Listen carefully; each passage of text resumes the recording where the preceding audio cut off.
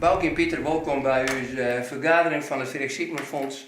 Wat ben ik blij dat we hier weer binnen zitten in de Christ en dat wij weer uitvoering aan kennen aan het testament van Frederik Siegmund. Ik wil punt 2 het verslag van de vorige vergadering eerst 1 januari stellen.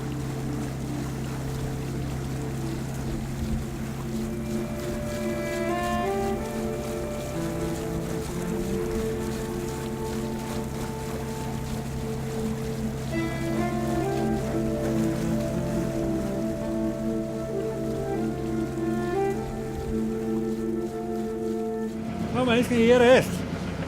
Hier zijn Frederik Siegmund. Op dit stukje eiland.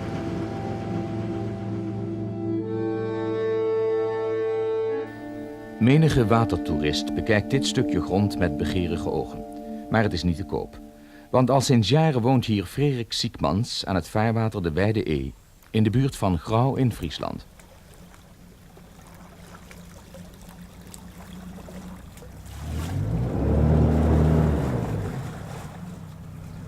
Nou, Chris. Nou, ook. Oh, hier gaat er wennen. Dit is Frederik Siegmund zijn domicilie. Alleen dat in Ooyen wat veranderd natuurlijk. Het is wat moderner. Het is altijd een oud wennaartje en wat hokjes. Een beetje bank, wat timmeren, wat hout wat er ongespeelde. Dat vertimmerde ik weer en dan hier er weer een hokje erbij. En zag hier er wat vee in. En wat hen en wat gewassen. Ja, en wat hier er net.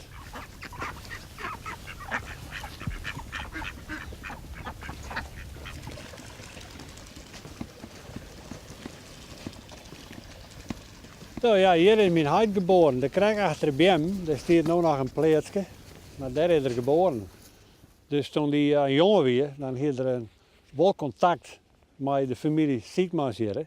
En dan kwam er daar ook wel. En met zijn squadkameraden die dan een keer mee mochten hierheen, uit squallen. Want ze moesten altijd met de schouw met een bootje heen en weer. En dan gingen ze hier een keer op bezoek bij hem. En dan bezegen ze hoe de hen win en de gwozen en alles wat hierom zweefde. Dat vonden natuurlijk die jongens prachtig. Wat wie Frederik Siegmund precies voor man? Ja, het was een man die... hij wenne als een kluizenaar. Maar hij leefde helemaal van de natuur. Dus visje. Dat was eigenlijk zijn handelijk wat. Iel, snoekbeers, ik neem het wat.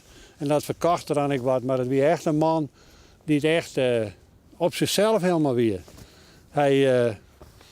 Een doos en zat het weer natuurlijk net aan de orde. Had er zijn Manchester en broek zag ik nog en een zwarte pet op. En had die broek UD, ik denk dat die ook wel zou steen komen. Die ging net in de wasmachine, want die weer er net. Hij kwam heel uit en zei een keer hier in de ier gooien. En even een droogje en dan deed er hem ook weer aan.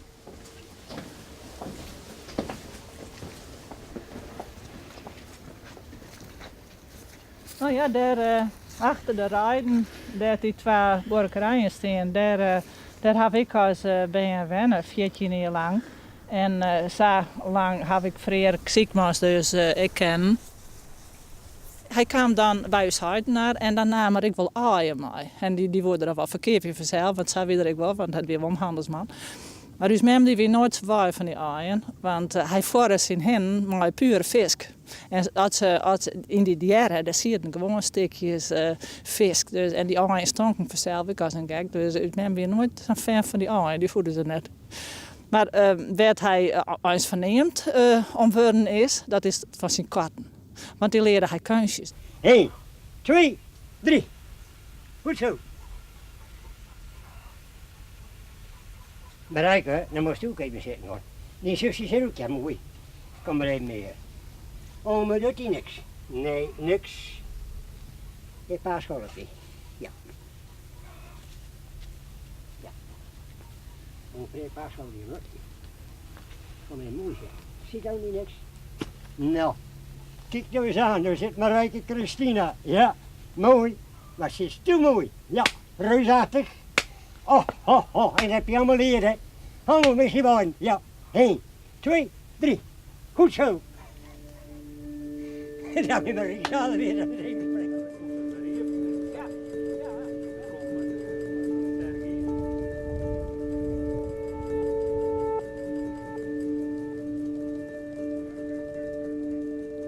Dat weer een man die het helemaal op zichzelf weer.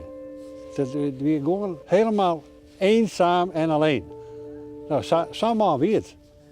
Maar wist je hem dat hij toch wel hield hier? Nee, dat wisten we net. De stichting heeft een doel het ieder jaar omstreeks Kerstmis verstrekken van geldelijke uitkeringen aan behoeftige alleenstaande mannen en vrouwen wonen in het dorp Grauw, die de leeftijd van 65 jaar en ouder hebben bereikt. Hij had op lijst van zijn leven nog een fonds opgericht, het Frederik Siekmans Fonds, om een hoeveelheid geld in die stichting te stoppen, werd de meesten, behoeftige meesten van Grauw aan het eind van het jaar, met de Christdagen, toch een bedrag uitkrijgen om toch een mooie Christ vieren te kunnen. Het gaat natuurlijk om lietse bedragen die wij uitkeren kennen. En toch blijkt zo'n bedrag voor soort mensen nog wel heel wat te budgetten. En dan is het heel mooi dat je dat je mensen rond die Christiet even wat extra jarmslag Jan kennen.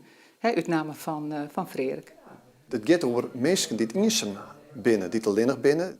Ik denk, ja, wie er zelf ook eenzaam, dat het dacht van wat soort mooi was dat die mensen in ieder geval maar de Christ in die periode, dat het een tijd van gezelligheid en familie is. En dat die mensen dat dus net hebben, dat ze op die manier toch iets van een, toch iets hebben. Er is toch iemand die om je denkt, alhoewel het er net meer is.